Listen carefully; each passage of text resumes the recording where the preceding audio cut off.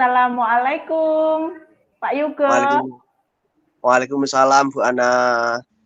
Maaf Pak Yugo, apakah Pak Yugo hari ini punya waktu untuk mendengarkan, menemani saya berbincang?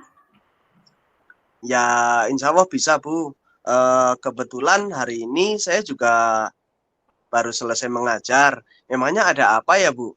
Ini saya mau bercerita tentang yang saya rasakan akhir-akhir ini, Pak.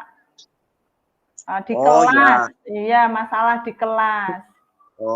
Ya. Silakan, Bu. Apa yang ingin Bu Ana ceritakan? Begini, Pak.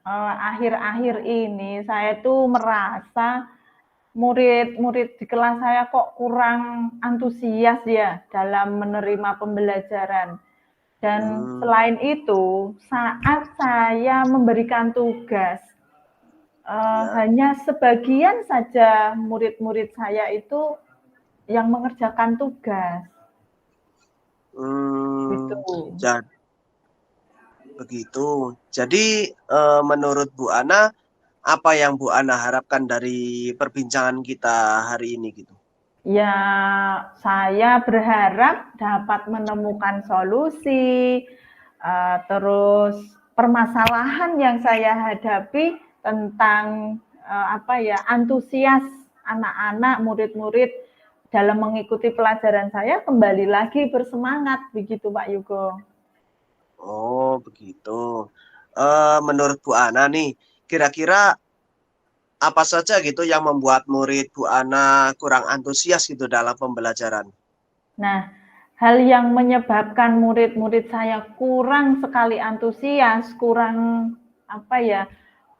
respect terhadap pembelajaran saya, mungkin pembelajaran saya agak membosankan Pak ya Pak, mungkin ya terlalu monoton, saya mendominasi proses pembelajaran, saya banyak bercerita, dan murid-murid saya hanya mendengarkan, murid-murid saya hanya fokus pada saya, dan murid-murid saya itu lebih saya yang mendominan lah di kelas. Jadi murid saya hanya duduk, diam, mendengarkan saya.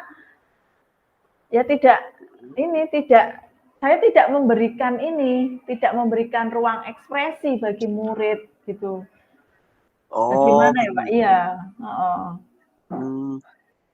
Kira-kira apa gitu yang dapat membuat murid Bu Ana itu antusias dalam pembelajaran Bu Ana begitu Bu? Nah, saya jadi berpikir apakah pembelajaran saya tidak asik ya, gitu kan? Nah, jadi mungkin saya akan merubah pola pembelajaran saya jadi pembelajaran yang menyenangkan. Saya akan lebih menggunakan model, metode, dan cara yang menurut murid-murid saya itu asik, mungkin begitu mungkin. Harus saya rubah, iya. Oh ya, saya sependapat itu dengan Bu Ana. Iya. Lalu menurut Bu Ana untuk membuat murid itu merasa asik gitu, apa yang bisa Bu Ana lakukan? Yang pertama mungkin saya tidak akan membebani murid saya dengan banyaknya tugas-tugas itu. Dan saya memberikan keleluasaan, kemerdekaan bagi anak-anak berekspresi, bisa berkolaborasi, bisa mengerjakan dengan teman yang lain secara berkelompok, dan boleh berpendapat apa saja terkait materi yang saya berikan. Mungkin itu, Pak. Oh, begitu. Kalau boleh tahu nih, Bu Ana menggunakan sumber belajarnya itu apa saja, Bu? Nah, kebetulan saya bersama tim itu membuat buku ajar yang namanya Wibawa. Saya buat sendiri dengan teman-teman MGMP. Itu dari jenjang kelas 10 sampai dengan kelas 11, sampai dengan kelas 12 ya. Saya menggunakan buku teks yang kami susun, kami rancang, kami buat, sesuai kurikulum dan kebutuhannya murid saya. Dan itu masuk. Iya. Jadi lebih mengena, lebih bisa diterima sama anak-anak. Apa Bu Ana punya sumber belajar lain gitu selain buku teks? Ada. Saya menggunakan QR code, barcode, dan video YouTube yang saya buat dan saya unggah ke YouTube. Saya buat QR code, nanti anak-anak bisa mensendingkan itu sebagai bahan tambahan pembelajaran untuk mereka jadikan wawasan. Itu. Dan bagi anak-anak bisa mengaksesnya menggunakan internet. Gitu. Selain itu juga saya mengunggah ke IG. Jadi proses pembelajaran pada saat saya proses pembelajaran ataupun saya menggunakan materi-materi ajar yang bisa digunakan sebagai tambahan materi, saya unggah ke IG. Gitu Pak Yogo. Ya, bagus sekali Bu. Oh ada lagi Pak, ada lagi. Saya itu kan penggemar TikTok ya, penggemar TikTok. Jadi saya gunakan ice breaking, saya gunakan proses pembelajaran itu juga saya menggunakan TikTok. Karena anak-anak sekarang itu kan senang sekali dengan sosial media, khususnya salah satunya IG dan TikTok. Iya, gitu, betul sekali Bu Ana. Saya yakin nih, kalau Bu Ana bisa menggunakan berbagai macam sumber belajar tersebut, pasti akan membuat anak-anak menjadi lebih antusias gitu dalam pembelajaran. Jadi sekarang apa rencana Bu Ana untuk mengatasi permasalahan tersebut?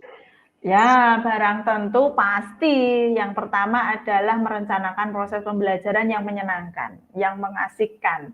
Menggunakan sumber-sumber belajar yang mudah tersedia dan gampang untuk diakses anak-anak melalui penggunaan yang mereka punyai bakat, minat, sehingga murid atau anak-anak itu mampu mengerjakan tugas-tugasnya dengan baik dan pastinya menyenangkan dan kembali antusias untuk mengikuti pembelajaran saya, Pak Yogo. Oh iya, bagus sekali rencananya Bu Ana itu. Semoga berhasil ya Bu. Amin. Lalu apa komitmen Bu Ana itu terhadap rencana ini? Ya, begini Pak Yogo, saya jadi berkomitmen terhadap diri saya dan kepada anak-anak. Mari kita berkomitmen gitu selalu merencanakan terlebih dahulu membuat skema proses pembelajaran yang mengasihkan pastinya. Lebih kreatif, lebih inovatif, dan menyenangkan. Karena kalau pembelajaran kita menyenangkan, barang tentu pasti anak-anak tidak lagi punya rasa untuk tidak mengikuti. Dan pembelajaran dengan saya itu pasti akan ditunggu. Kapan ini pembelajarannya dengan Bu Ana? Kapan ini saya kepengen lagi belajar dengan Bu Ana? Pasti begitu, Pak Yogo. Iya. Bagus sekali Bu Ana. Saya sangat mendukung apa yang Bu Ana rencanakan. Mudah-mudahan semua yang direncanakan bisa berjalan dengan lancar dan sesuai dengan apa yang diharapkan oleh Bu Ana. Iya, terima kasih sekali Pak Yogo sudah mendengarkan curhatan saya terkait pembelajaran saya tidak lagi diminati. Ternyata saya sudah punya pencerahan, mampu menemukan solusi dan apa yang akan saya lakukan untuk murid-murid saya agar kembali bersemangat pembelajaran dengan saya, Pak Yogo. Ya, alhamdulillah. Terima kasih sekali ya Pak Yogo sudah kerso menemani bercerita dengan saya. Terima kasih sekali Pak Yogo. Assalamualaikum. Waalaikumsalam warahmatullahi wabarakatuh.